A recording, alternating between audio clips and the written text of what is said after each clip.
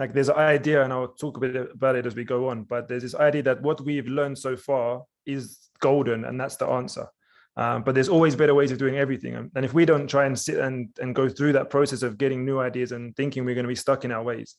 And one of the most dangerous things you do as you get older is you kind of want to get stuck in your ways and find life a bit more routine-like.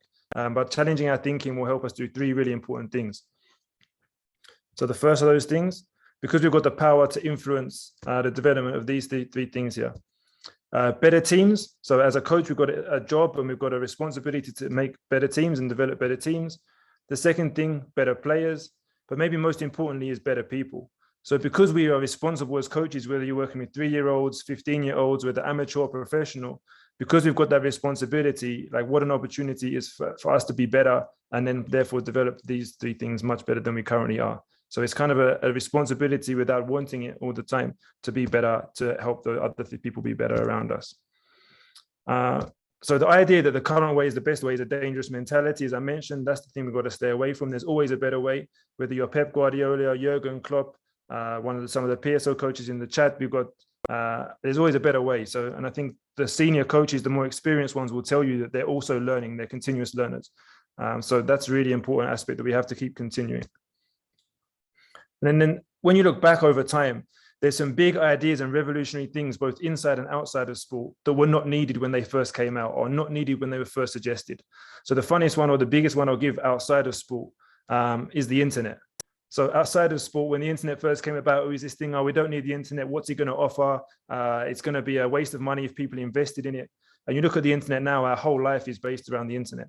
So having Wi-Fi in your house, you don't have Wi-Fi, having data on your phone, they're the things that enable us to do so many things with the world. So initially that was a bad idea and it was seen as something that was going to change the world negatively and wasn't needed. But if you look at the influences, how it's been incredible. And in sport, it's exactly the same. When I was first a sports scientist about maybe 13 years ago now at Watford, sports scientists were kind of rare. Even in England, in the top level, some clubs had one or two, but it was seen as something, oh, the game doesn't need this, it's football. We don't need sports scientists. Similarly, we don't need gyms. Why are the players going to the gym?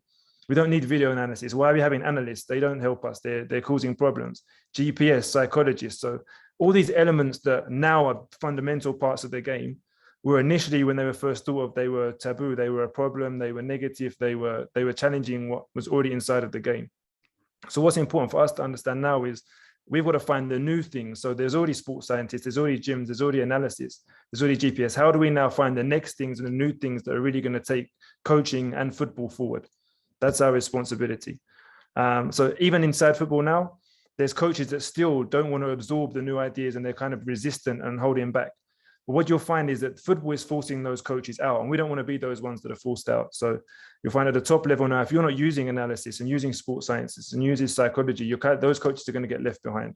So a good way to just check this is reading articles, as most of you probably do, checking what's happening behind the scenes at Man City, what's happening behind the scenes at Arsenal, at Chelsea, at Tottenham, at Bayern Munich, at Dortmund, even in the PSL, at Sundowns, at Pirates, at Kaizer Chiefs, lots of clubs that hopefully are going to continue to keep progressing. So then what does it enable us to do? Once we then prepare for the future, before it comes, we're now able to stay in the game and sustain our success because we're already ahead. So when these things are coming out, we're the first people to look at them, evaluate them, and try and use them. And a lot of today's workshop is not going to be necessarily technology based, but just on the way that we think about the game. Can we be ahead? And can we try and be steps further that keep us sustainable when success is on the way? So what do coaches of the future look like? It's a key question that I had to ask myself over the last year. Is like, what does it look like? What is a coach going to look like in 5 years, in 10 years? What are they going to behave like? What do they need to know about? What do they need to be experts in? So in elite level football, and from my research and from talking to people, or what I believe, football will be dominated by experts in three things.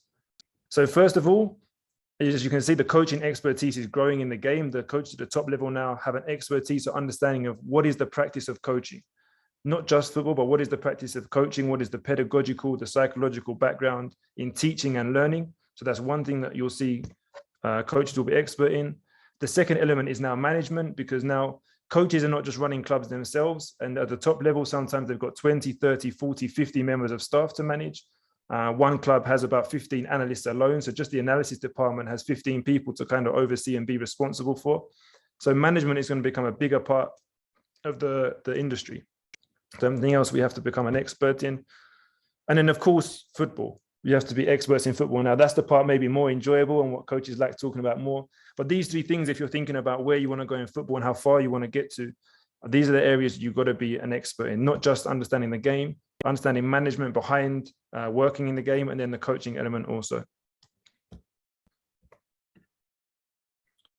So to understand this a bit better, I kind of compare this to things outside of football. For some of you that follow me on Twitter, I've posted this before, but more in a legal sense. But if you were to hire a heart surgeon because you needed heart surgery, would you go and hire a surgeon who had an expert understanding of the heart, but very little understanding of surgery? So they really understood the heart into detail, the valves and how the heart functions and what it needs, but they don't really understand the surgical process. Of course, I hope that the answer would be we would not be comfortable hiring a surgeon that was just had an expert understanding of the heart. Then the inverse of that is, would we hire a surgeon who had an expert understanding of surgery, but didn't really understand how the heart functioned? Right? So now that's the opposite. So would we be comfortable with that? And I hope the answer that, of course, ideally, we'd be hiring someone that was an expert in the heart and an expert in surgery. Just like as a football coach, you should be an expert in football and an expert in coaching, not just one or the other. That's if you want to get to the top level, that's what it's going to take for us to break through in the future. And then in an ideal world now, the surgeon that you hire is an expert in the heart, is an expert in surgery, but also an expert in managing their staff and the patients that they work with. So managing you as a patient and managing the staff that they're going to be operating alongside. So they're kind of the three areas. And just to compare it to something outside of sport to help you relate, they're the three areas that we really should be focusing on. It's the football, it's the coaching, but it's also the management of people, because management of people is fundamental. Okay, so today's workshop, onto more of the tactical elements. So developing football and coaching expertise through the tactical phases of the game. This workshop will be a lot more practical from the sense of, at the end of it or towards the end, I'll be putting sessions onto the screen and moving the sessions around to show you a few different sessions we can use to help with those tactical phases as we go. So that will be coming in the second half.